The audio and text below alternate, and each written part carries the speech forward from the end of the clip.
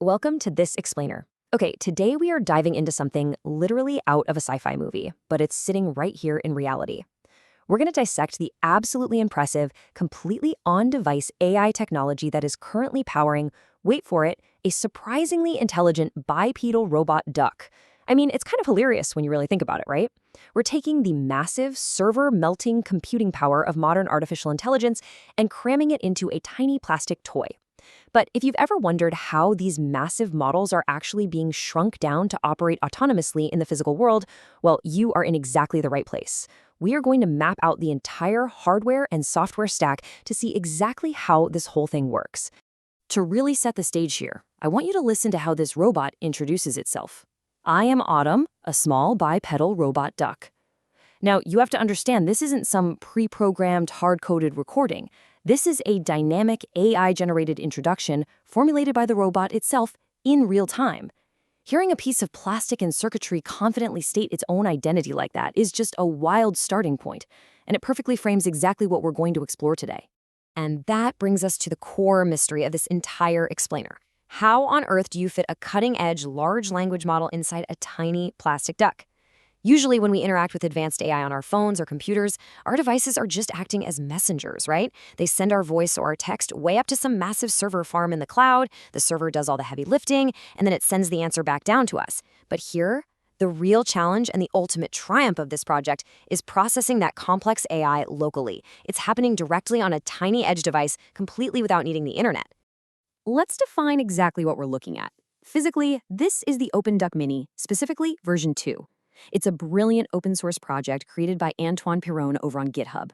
The whole goal of this project was to build a physical shell to pull the power and intelligence of Google's Gemma 4 model out of a computer screen and drop it right into the real world using edge robotics. Oh, and if you're wondering about the name Autumn, it's actually a super clever play on the acronym ODM, which stands for OpenDuck Mini. Now, for this AI to actually be smart in the real world, the hardware stack is absolutely crucial. It needs physical senses. These external components act as the multimodal inputs and outputs that let the system process and understand its environment. It's got a built-in microphone so we can hear you, and cameras to actually see its surroundings. To talk back to you, it has a speaker. But it doesn't just stop there. It also features LEDs and physically movable antennas that are designed specifically to give the robot physical expressiveness. Those antennas essentially give the AI its own body language. It's not just a smart speaker. It is designed to physically react to you. So what actually happens when you turn this little guy on? Well, once the system finishes its boot sequence, the hardware triggers what's called attention mode. You'll literally see the duck enter this physical loop, wiggling those antennas and flashing its LEDs to express itself. And this isn't just for show. This visual cue is a signal to the user that the sensors are primed, the hardware is fully ready, and the Gemma model is actively listening to the environment, waiting for your input. It instantly transforms from a dormant piece of plastic into an aware, listening entity. What's really wild about this project is the sheer hardware flexibility. The source material actually showcases two entirely different ducks just to prove a point about edge computing.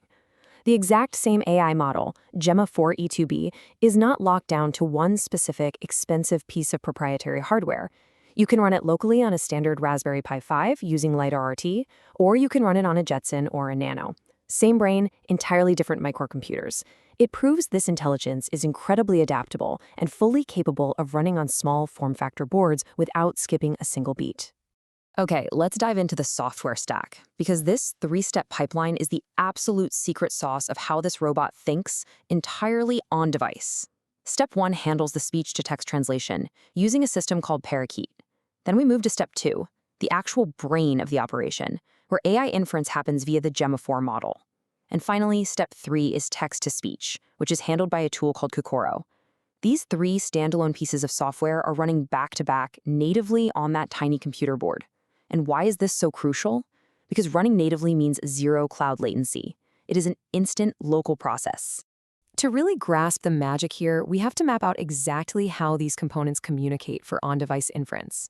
Imagine you ask the duck a question. First, the physical microphone captures the raw analog audio of your voice.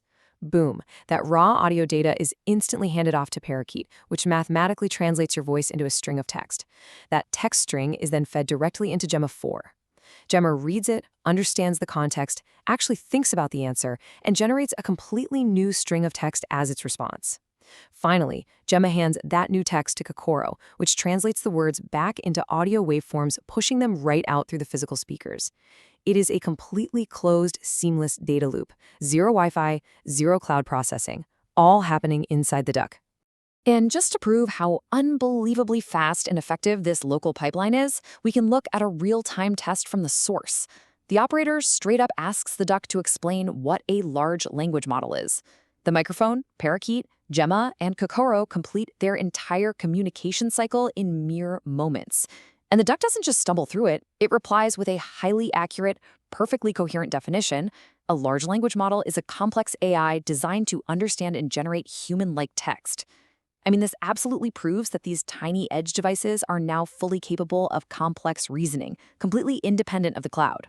Plus, the software pipeline is so snappy that the AI maintains total conversational fluidity. Right after that heavy technical question, the operator immediately follows up by asking it to introduce itself. The model instantly processes the new request and flawlessly assumes its quirky persona, replying, "I am Autumn, a small duck robot's brain." When you combine that physical expressiveness we talked about earlier with this kind of rapid, locally generated conversational intelligence, the illusion of a living, thinking robotic companion becomes surprisingly convincing. So where is this all going? Well, the roadmap for this project is wildly ambitious. The immediate next steps are to get these ducks utilizing their hardware to actually walk bipedally. Then, the developers want to activate the cameras so the models can physically see other ducks in the environment. From there, they'll use their microphones and speakers to talk to each other locally. The ultimate goal is for these things to autonomously explore the physical world entirely on their own, driven absolutely seamlessly by their onboard AI. Which really leaves us with one massive, kind of mind-bending question to end on. As we've seen today, the hardware and software stacks required to put intelligent, conversational AI directly into small physical bodies are already here, and they work beautifully. So what happens when on-device AI takes its first autonomous steps into our world?